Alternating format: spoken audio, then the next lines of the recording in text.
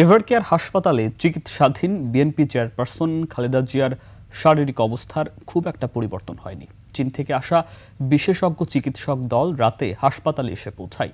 নিরাপত্তা জোরদার করায় হাসপাতালের বাইরে নেতাকর্মীদের উপস্থিতি ছিল তুলনামূলক কম। খালিদ ইবনে মিজানের রিপোর্ট। হাসপাতালে ভর্তির ১১ দিন পার হলেও সাবেক প্রধানমন্ত্রী ও বিএনপি চেয়ারপারসন বেগম খালেদা জিয়ার শারীরিক অবস্থা অপরিবর্তিত রয়েছে। এরই মাঝে বুধবার রাতে চীনের বিশেষজ্ঞ চিকিৎসকদের দল হাসপাতালে এসে পৌঁছায়। প্রায় ২ ঘন্টা হাসপাতালে অবস্থানের পর মধ্যরাতে হাসপাতাল থেকে চীনের বিশেষজ্ঞদের গাড়ির বহর বের হয়। অন্তর্বর্তী সরকারের প্রধান উপদেষ্টা অধ্যাপক মুহাম্মদ ইউনুস বিএনপি চেয়ারপারসনের শারীরিক অবস্থার খোঁজ খবর নিতে হাসপাতালে আসেন।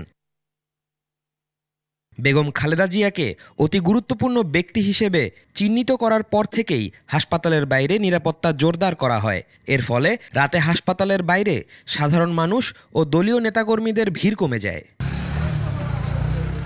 গত ২৩ নভেম্বর শ্বাসকষ্ট নিয়ে এভারকেয়ার হাসপাতালে ভর্তির পর থেকেই দেশি বিদেশি বিশেষজ্ঞদের সমন্বয়ে গঠিত মেডিকেল বোর্ডের চিকিৎসাধীন আছেন বিএনপি চেয়ারপারসন বেগম খালেদা জিয়া।